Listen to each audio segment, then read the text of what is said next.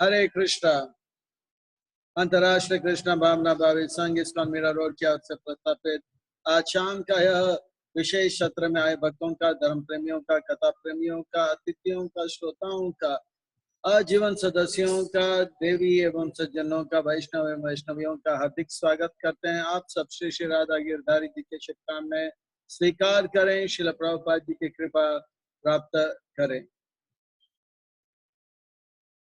हम प्रभुपाद जी के प्रचार पाश्चात्य देश में अपने गुरु की आज्ञा पालन करते हुए कैसे सफलता को प्राप्त किए, कैसे संघर्ष किए, कैसे चैतन्य महाप्रभु के इस भविष्यवाणी पृथ्वी चैतन्य नगर आदि ग्राम सर्वत्र प्रचारो वे मोर नाम इसे पूरा किए, उसे सुनते आ रहे हैं।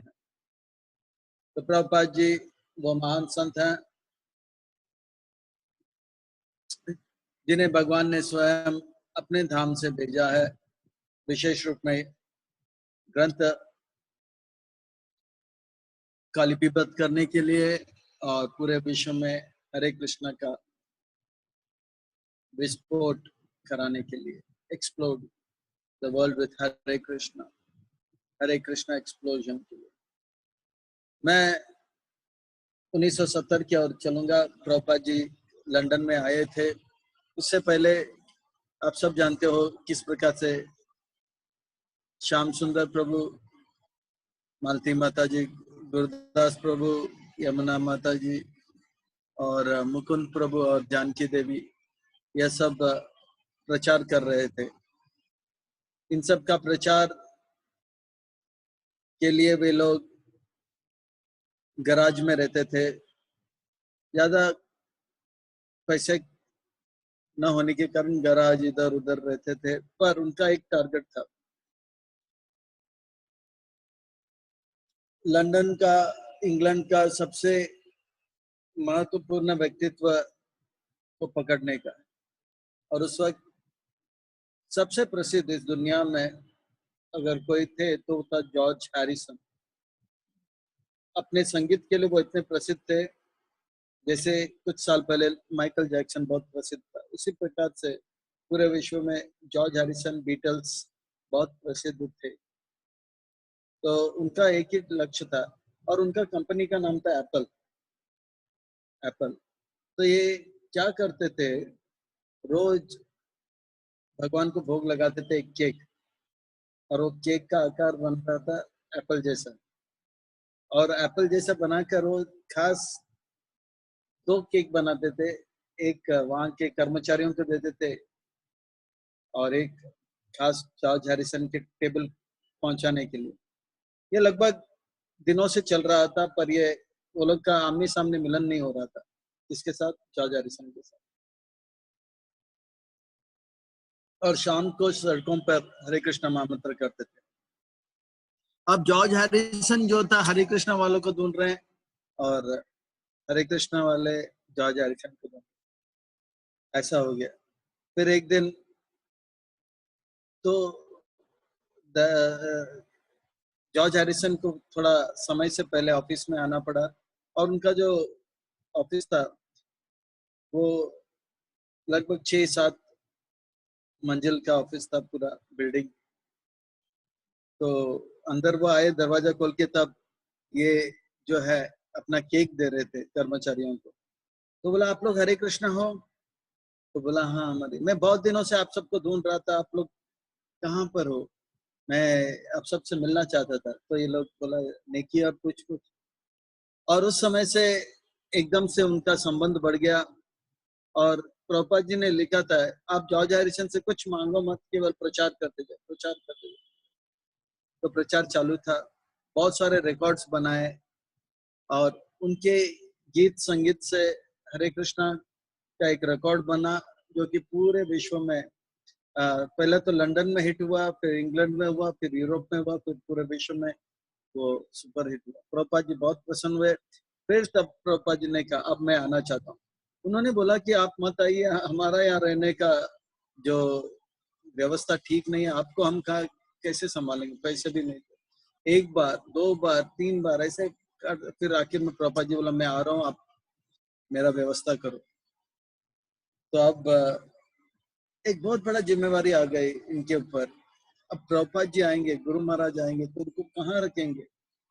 ये तो अपने आप को गराज में कोई बड़े बंगला के सेठ का गराज में वो लोग अपने आप को फिट करके चला लेते थे, पर प्रभुपाद जी जो है वो कैसे उनको हम गराज में रखेंगे?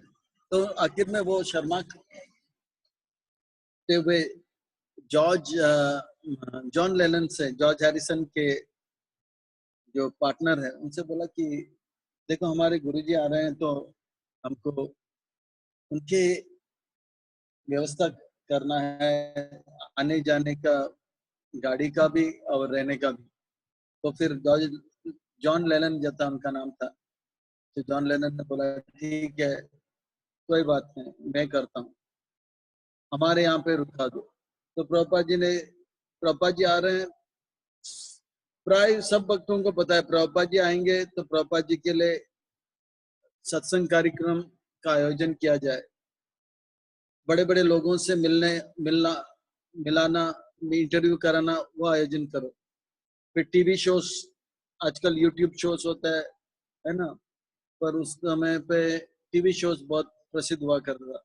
टीवी शो, इंटरव्यू, ये सब सेट करना प्रभुपाद जी प्राय पसंद करते थे। तो गुरुदास प्रभु सब सेटिंग करके रखते थे, इस मिनिस्टर से मिलना, इनसे मिलना, उनसे मिलना करके रखे थे। फिर प्रभुपाद जी ने बोला भगवान के लिए एक मंदिर बनना चाहिए, तो बुरी पैलेस नाम का एक जगह जो कि लंदन के बीचों बीच है, उस जगह पर उन्होंने जगह ढूंढ लिया था। बहुत अच्छा जगह था और मंदिर का काम शुरू करना था, तो उसके लिए पैसे भी जॉर्ज हैरिसन दे रहे थे, मांगे बगैर वो दे रहे थे। इस प्रकार से जो है यह चल रहा था। ये जो विचार है कि किस प्रकार से हम लोगों का हित करें, ये प्राय महाभागवतों का विचार है। जैसे हम लोग प्रहलाद महाराज की कथा सुन रहे थे, तो प्रहलाद महाराज नरसिंह भगवान से प्रार्थना करते हैं और कहते हैं कि मैं आपका भक्ति कर रहा हूँ, आपके भक्त नारद मुनि की कृपा से, जिन्होंने मुझ पर बहुत कृपा किया, एवं जन्म निपातिताम प्रभावाई कृपे, उन्होंने मुझे बहुत बड़े खतरे से निकाला और मुझे उन्होंने बताया कि भगवान का भक्ति करके हम अपने जीवन का लक्ष्य को प्राप्त कर सकते हैं। पर भगवान, मेरा जो चिंता है वो यह है कि इस संसार के लोग जो है प्राय घर गृहस्थी में मैं और मेरा अहम अमेति इति अज्ञान, अहम अज्ञान, ये अज्ञान में फंसे हुए हैं, इनको कैसे मैं बचाऊं? संत महात्मा तो अपना रास्ता बनाकर हिमालय में जाके मौन व्रत पालन करके अपना हित कर रहे हैं, पर ये मुक्त होने के प्रयास कर रहे हैं।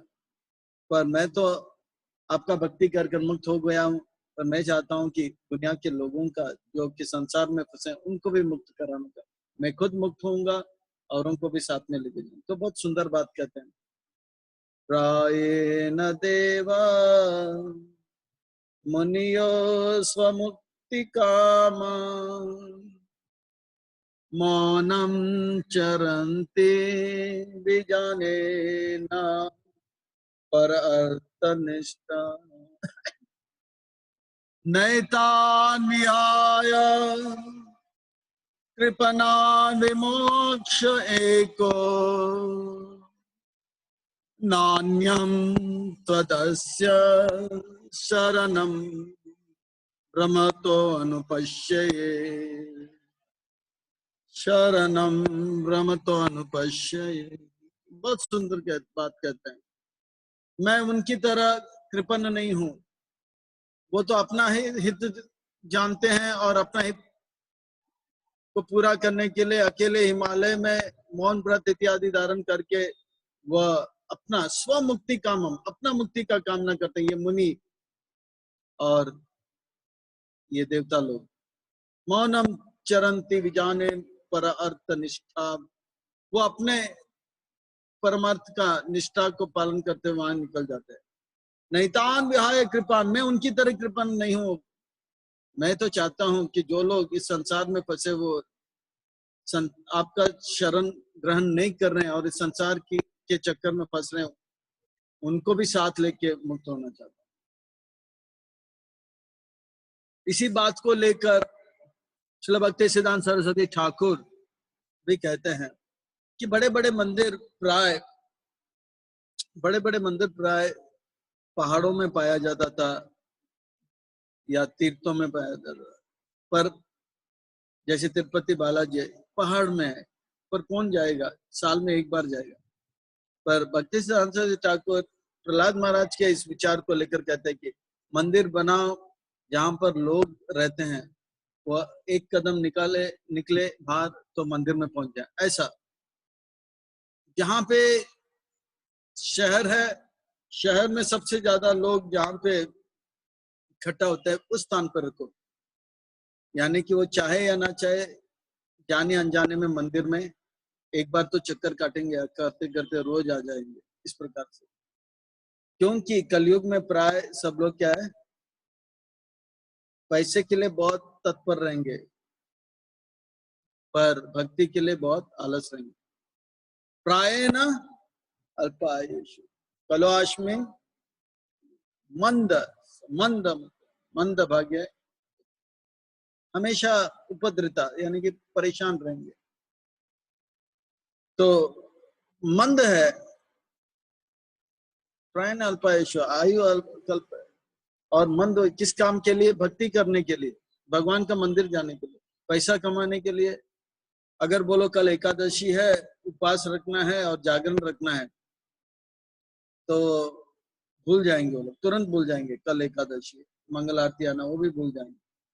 पर बोलेंगे कल अगर आप कुछ खाओगे नहीं और सोओगे नहीं, तो आपको केवल 10 करोड़ रुपया मिलेगा। वो कुछ भी करेगा, आंख का जो पलक का जो जप है वो भी होने नहीं देगा। वो यहाँ पर रस्सी बांधेगा, नीचे वाला इसमें भी रस्सी बांधेगा, यकीन करेगा कि, और वो खाएगा भी नहीं, बोले एक दिन, फिर बाद में जीवन भर खाएंगे हम लोग। पर भगवान के भक्त बड़े चतुर होते हैं। वो लोग कहते हैं कि अगर इस जीवन में अगर हम अच्छी तरह से भक्ति करें, तो भगवान के धाम में हमेशा चैंटिंग, डांसिंग और फीस्टिंग करते रहेंगे। तो भक्ति सिद्धांत सरस्वती ठाकुर का भी यही विचार। तो प्रभुपाद जी के ने आदेश दिया मंदिर बनाओ, तो उन्होंने मंदिर एक बुरी पैलेस नाम का एक जगह पे ढूंढा, जो कि लंदन के बीचों बीच है और बहुत सुंदर जगह है और अच्छे लोग रहते हैं, तो वो लोग आएंगे। और उस मंदिर को खरीदने के बाद उस मंदिर के लिए जो मार्बल है, वो मार्बल जॉर्ज हैरिसन ने दिया था। और जॉर्ज हैरिसन का जो दोस्त था, जो मार्बल खरीदता था, उसका नाम था डेविड बिन। वो एक शिल्पी भी था, उन्होंने चुना था और वो मार्बल से वो मंदिर बनाया था, खास करके ऑल्टर को बनाया था। और उसी दिन वो घटना भी हुआ था।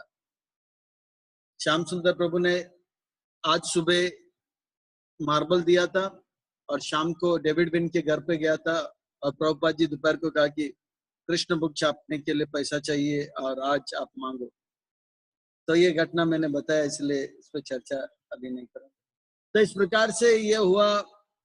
फिर प्रभुपाद जी जॉन लेनन के बंगले में रहते थे, उनके इसमें रहते थे। फिर यहाँ पर उनका आना जाना कम था। फिर प्रभुपाद जी बोला कि मैं चाहता हूँ कि ये मंदिर का काम जल्दी हो, इसलिए मैं यहाँ पर आता हूँ, नजदीक आना चाहता हूँ। तो भक्तों ने एक भाड़े का एक मकान ढूंढा बुरी पैलेस के नजदीक। और इस मंदिर को बनाने के लिए श्याम सुंदर प्रभु ने अमेरिका से, सैन फ्रांसिस्को से लकड़ियां, जो है लाल कलर का जो लकड़ी था, रेड वुड, वो लेकर खास मंगाए थे। बड़े से बेस्ट आइटम्स इस्तेमाल के।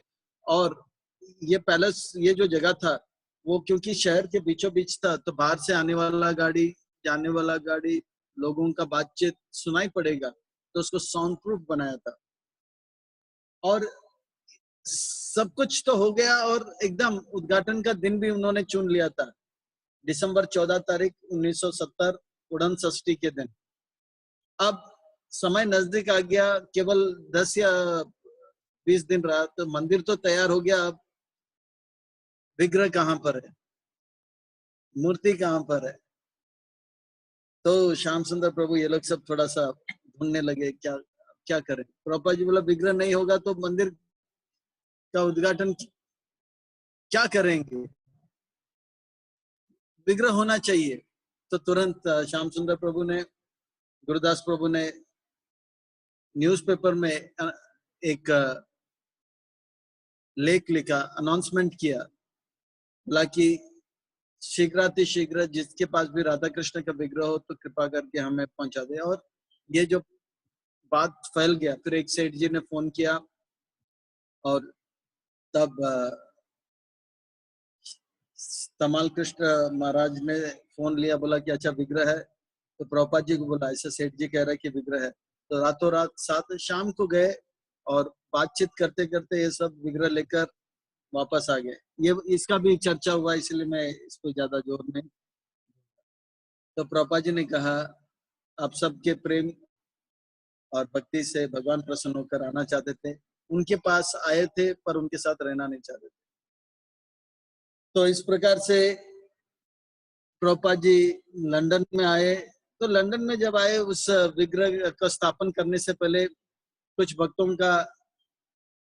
लोग जुड़े थे, तो उन भक्तों का दीक्षा था, उसमें से 4 लोगों का दीक्षा था। तो उसमें से एक था धनंजय प्रभु, फिर एक का नाम था जिमी डॉडी। ये जिमी डॉडी बहुत बड़ा सेठ था और बहुत धनाढ़ व्यक्ति था, वो भी दीक्षा में आया था। और 3 टोटल 4 लोग थे और ये भी आया था। दीक्षा का पूरा तैयारी हो गया, प्रभुपाद जी यज्ञ के लिए तैयार है। धनंजय प्रभु बैठे हैं, जिमी डॉडी भी बैठे हैं और 2 लोग बैठे थे। इतने में जिमी डॉडी का जो गर्लफ्रेंड है, उनको पता लग गया ये अभी ऐसा कुछ करने वाला है। तो वो दूर से खिड़की से इशारा करने लगा, जैसे मंदिर है तो रास्ता के साथ टच है, तो खिड़की खोला और बोला इधर आओ इधर आओ। तो पहले तो जिमी डॉडी को पता नहीं कि उनका गर्लफ्रेंड आ गया है करके। फिर बाद में वो बहुत देर से इशारा कर रहा था तो वो देख लिया, फिर पता लगा कि उनका गर्लफ्रेंड बोला कि इधर आओ। तो वो प्रणाम किए और प्रभुपाद जी से बोले मुझे थोड़ा बाहर जाना होगा, अगर आप बुरा ना मानो तो मैं उठूंगा। तो प्रभुपाद जी कुछ बोले नहीं, वो उठ कर गए, फिर अपने गर्लफ्रेंड से मिले तो मिले, फिर बाद में वहीं से गए। देखिए मैं ये बात इसलिए बता रहा हूँ, प्रभुपाद जी इतने वरिष्ठ हैं, सन्यासी हैं, गुरु हैं, आचार्य हैं, और भक्तों ने वादा किया कि हम आपके शिष्य बनेंगे, और यहाँ पर प्रभुपाद जी के सामने वो गायब हो। प्रभुपाद जी बुरा नहीं माने, क्योंकि शिक्षाश्रम का जो श्लोक है, ना धनम ना जन्म ना सुंदरी कविता में।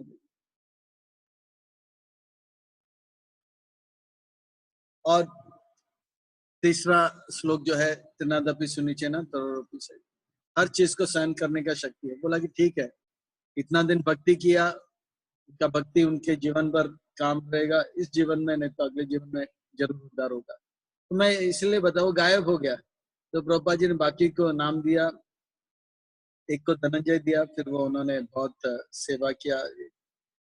अब इस प्रकार से ये बुरी पैलेस में मंदिर का उद्घाटन चालू हो गया और विग्रह भी आ गया। अब विग्रह जब आया तो उद्घाटन का पूरा तैयारी हो गया। बीबीसी दुनिया का सबसे बड़ा ब्रॉडकास्टिंग कंपनी जो है, उनके जो क्रू यानी कि कर्मचारी लोग आए, शूटिंग वूटिंग लेने के लिए आए थे, और पूरा मंदिर भर गया था। और यहाँ पे प्राण प्रतिष्ठा चालू हो गया और भगवान का विग्रह, भगवान का जो है भगवान का श्रृंगार भी होने लग गया, भगवान का श्रृंगार होने लग गया। और प्राण प्रतिष्ठा के बाद अभिषेक हो गया, फिर भगवान का श्रृंगार करना था तो पर्दा बंद किया था। प्रभुपाद जी ने ऑल्टर बनाया था और ऑल्टर के ऊपर जो है भगवान के लिए एक स्पेशल कैनोपी, कैनोपी का अर्थ होता है एक ऊपर एक लकड़ी का एक आर्टिफिशियल आर्टिफिशियल ये जो होता है ना, क्या बोलते हैं, सीलिंग जैसा था, वो बनाने के लिए बोला था। तो वो बनाया था पर वो थोड़ा ढीला था। अब यहाँ पे कीर्तन चालू है, श्रृंगार हो गया है, प्रभुपाद जी आरती करने के लिए तैयार हुए। आखिरी बार प्रभुपाद जी प्रणाम कर रहे हैं, अब पर्दा खुलना ही था और ऊपर से छत फटने लगा। ये लीला अमृत में बहुत सुंदर वर्णन आता है। ऊपर से जो है छत फटने लगा और प्रभुपाद जी ने देखा कि पूरा जो छत है राधा कृष्ण के ऊपर गिरने वाला है।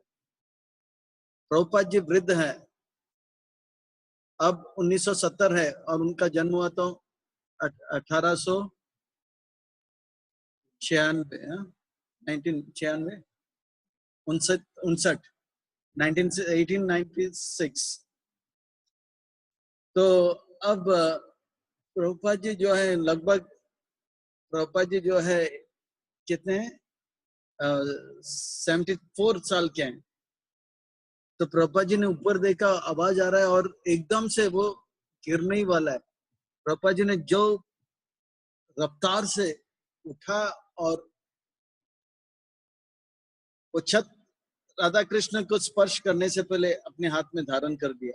और यहाँ पे शंख बज रहा है और लोग वहां पे कीर्तन कर रहे हैं, जोर चला। प्रभुपाद जी अब कितने देर पकड़ सकते हैं, कम से कम पर्दा खुल नहीं रहे। और प्रभुपाद जी ऐसे पकड़ के रखे, क्योंकि थोड़ा भी अगर प्रभुपाद जी पर्दे से बाहर आने के लिए करे तो पूरा छत वापस गिरेगा। कम से कम 4 से 5 मिनट प्रभुपाद जी पकड़े थे। फिर भक्त लोग झांकते और देखा ये ऐसा हो रहा है। तो फिर तुरंत वो कैनोपी को 4-5 भक्त आके निकाल दिया और राधा कृष्ण का रक्षा प्रभुपाद जी ने किया। ये है प्रेम भगवान के लिए। खतरा हम लेंगे पर भगवान के ऊपर आने नहीं देंगे तुरंत। ये लीला अमृत में बहुत सुंदर इसका वर्णन आता है, पर मैं वो अभी इसको गहराई से पढ़ा नहीं, पर याद है मेरे को प्रभुपाद जी ने इसको इतना बहुत देर तक पकड़ के रखा था। तो इस प्रकार से प्रभुपाद जी ने राधा कृष्ण का ये किया। पर जिन्होंने ये कैनोपी बनाया था वो है श्याम सुंदर प्रभु। तो श्याम सुंदर प्रभु पूरा रात दिन काम कर रहे थे लगभग 4 महीने से। और जिस दिन उद्घाटन था उसके दिन तो बहुत वो व्यस्त थे। तो यहाँ पे जब सब कुछ चल रहा था वो थक के मारे एक कोने में सो रहा था।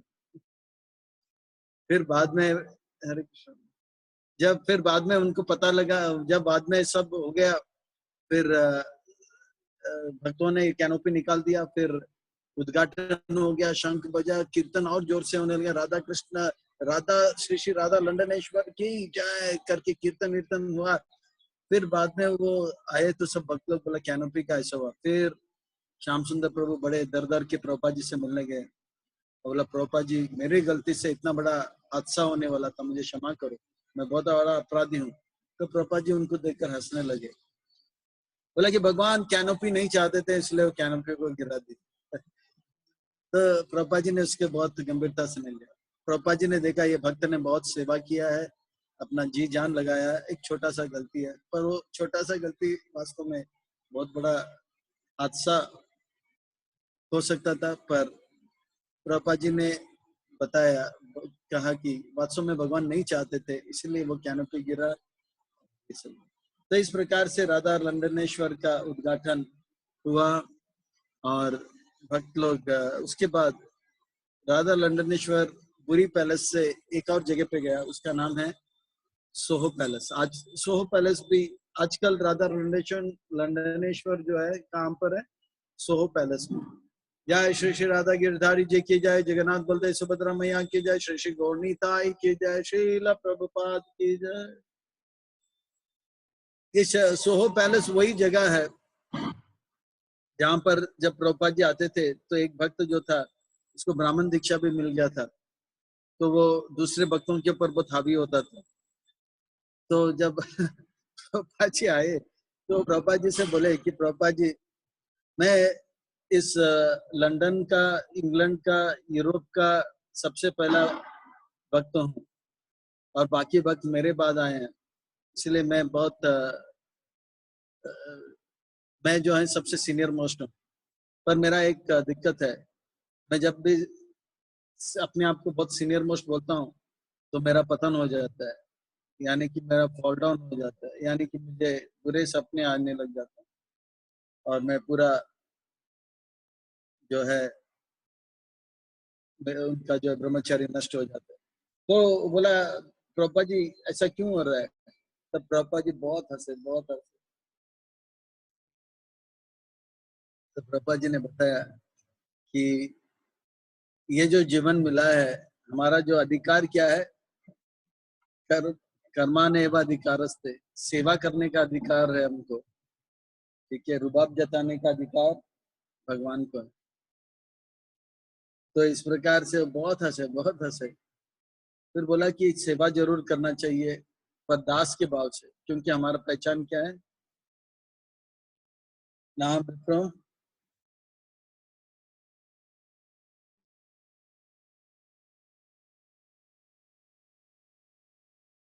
ना मानस तो नहीं तिर किंतु प्रोद्यान निखिला परमानंद गोपी भक्तोर कमलोर दास दास दास दास अनु दास भृत्य भृत्य भृत्य, हम दास के दास के दास के दास के दास हैं। नाम विप्रो नाचा नरपति नापी वैश्वना शूद्र नाम वर्णी ना गृहपति वानस्तो न यति।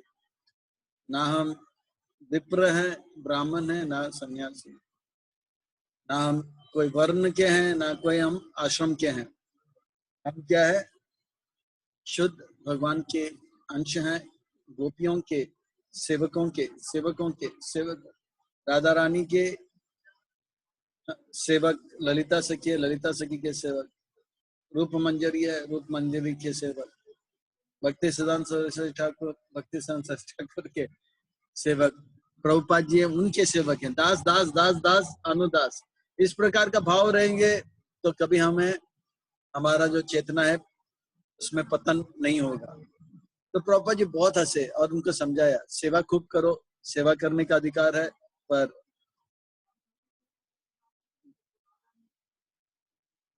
अधिकार जताने का जो है, घमंड दिखाने का अधिकार हमें नहीं है, क्योंकि भोक्ताराम यज्ञ तपस्या। फिर एक और घटना में, बहुत सारी बातें आज बताना था पर मैं एक बात बताऊंगा। तो सैन फ्रांसिस्को में, सैन फ्रांसिस्को ये था लंदन, फिर 1970 में सैन फ्रांसिस्को में, जैसे मैंने बताया पहला रथ यात्रा हुआ, फिर दूसरा रथ यात्रा हुआ। तो सैन फ्रांसिस्को में भक्त लोग रोज कीर्तन करते थे, विष्णु जन महाराज करते थे कीर्तन, फिर जयानंद प्रभु भी वहीं पे भक्तों को जोड़ते थे। ये लोग बहुत, तो भक्त लोग कितना कीर्तन करते हैं, दिन में कम से कम 10 घंटा कीर्तन करते थे, 10 घंटा। सुबह 3.5 घंटे, फिर शाम को 3.5 घंटा, फिर अ, मंदिर के अंदर 3.5 घंटा।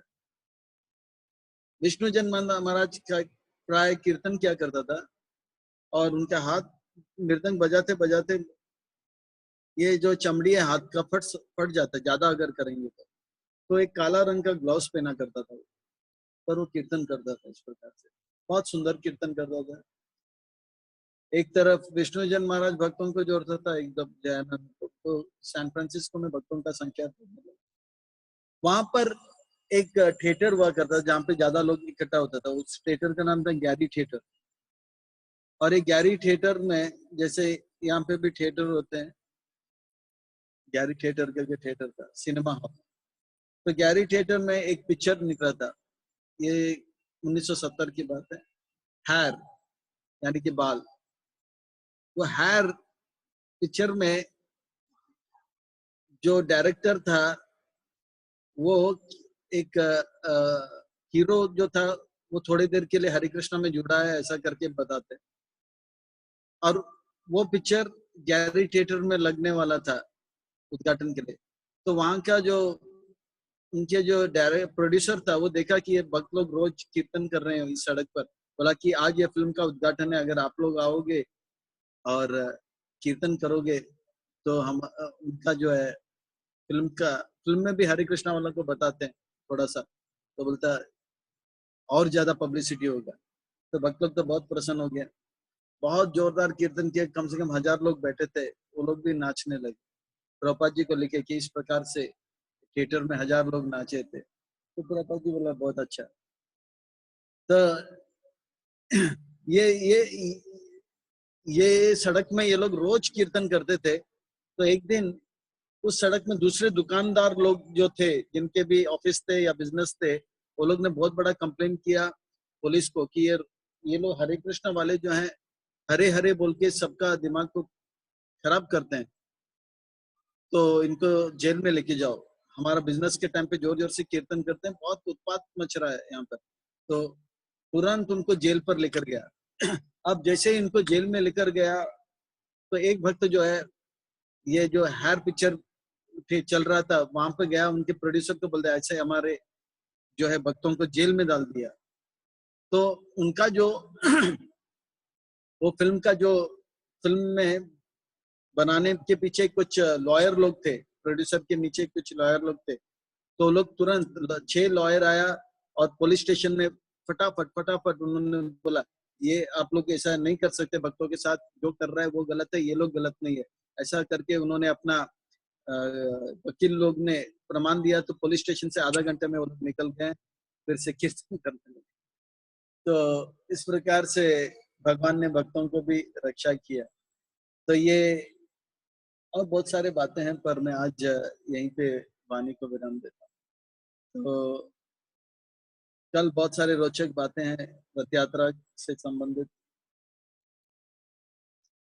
सैन फ्रांसिस्को में प्रभुपाद जी ने एक सुंदर बात बोला कि ये जो हमारा जो आंदोलन है, खास करके क्योंकि ये लोग बहुत कीर्तन में लगे थे, तो बोला कि हमारा आंदोलन जो है पांचरात्रिक विधि यानी कि अर्च विग्रह का सेवा नियमों का पालन करते हुए चलता है, और दूसरा भागवत विधि, चैंटिंग, डांसिंग, फेस्टिंग, फिलोसोफाइजिंग, यानी कि श्रवणम, कीर्तनम, विष्णु स्मरणम, ये दोनों मार्ग से चलता है। पर पाद सेवनम, अर्चनम, वंदनम, दास्यम, ये जो है पांचरात्रिक विधि में आता है। श्रवणम, कीर्तनम, विष्णु, ये 3 जो है ये भागवत विधि में आते हैं। और ये कृष्ण भक्ति जो है 2 पटरी में चलता है, जैसे रेल जो है 2 पटरी में चलता है ना। तो पांचरात्रिक विधि और भागवत विधि और पांचरात्रिक। और बोला प्रभुपाद जी फिर बताए, अगर हम कलयुग में पांचरात्रिक विधि अगर हम नहीं भी करें, केवल भागवत विधि को पकड़ के रखें। पहले तो बोला अगर कलयुग में अगर हम भागवत विधि को नहीं पकड़ेंगे और केवल पांचरात्रिक विधि करेंगे, तो भक्त नहीं रह पाएगा। चाहे वो अर्चनम करें, पाद सेवनम करें, वंदनम करें, वो नहीं कर पाएगा, क्योंकि उनको हरि कथा का, श्रवण कीर्तन का पोषण नहीं मिलेगा। पर भागवत विधि का केवल पालन करें, श्रवणम, कीर्तनम, विष्णु स्मरणम करें, चैंटिंग, डांसिंग, फेस्टिंग करें, तो वो पांचरात्रिक विधि का पालन भी ना करे, तो भी वो अपना जो है भक्ति में अग्रसर होकर चेतना उन्नत करके अपना जो है जीवन का लक्ष्य प्राप्त कर सकता है। तो ये 2 विधि के बारे में प्रभुपाद जी ने बताया। और खास करके कलयुग में पांचरात्रिक विधि है और भागवत विधि। भागवत विधि को पालन करेंगे तो चेतना उन्नत जल्दी होगा। पर अर्च विग्रह अगर नहीं होगा तो हरिनाम जो है एक व्यक्ति है, ये भाव हमारे अंदर नहीं आएगा। इसलिए अर्च विग्रह का सेवा भी बहुत जरूरी है। हमारे जितने भी आचार्य हैं, सनातन गोस्वामी, रूप गोस्वामी, रघुनाथ दास गोस्वामी, सारे सबने विग्रह रखे थे, और उनका विग्रह या तो जयपुर या वृंदावन में पाया जाता है। यहाँ तक कि भक्ति सिद्धांत सरस्वती ठाकुर का भी जो विग्रह का नाम है, हम लोग रोज बोलते हैं, श्री श्री गुरु गौरांग गंधारवी का, श्री श्री राधा गिरधारी जी, गंधारवी का कृष्ण, ये भक्ति सिद्धांत सरस्वती ठाकुर का प्रिय विग्रह रहा। मायापुर में हम लोग देखते हैं उसको, और चैतन्य मठ में हम लोग देखेंगे। और प्रभुपाद जी का प्रिय विग्रह श्री श्री राधा रास बिहार की जय, शिल प्रभुपाद की जय। हरे कृष्णा। तो किसी का कोई प्रश्न है तो पूछ सकते। Question answer will start immediately within a minute. Okay fine. Hare Krishna. बस ये सेशन शुरू करके तुरंत हम लोग क्वेश्चन आंसर के लिए स्टार्ट करें तो सभी लोग तुरंत ज्वाइन हो जाएंगे. हरे कृष्ण.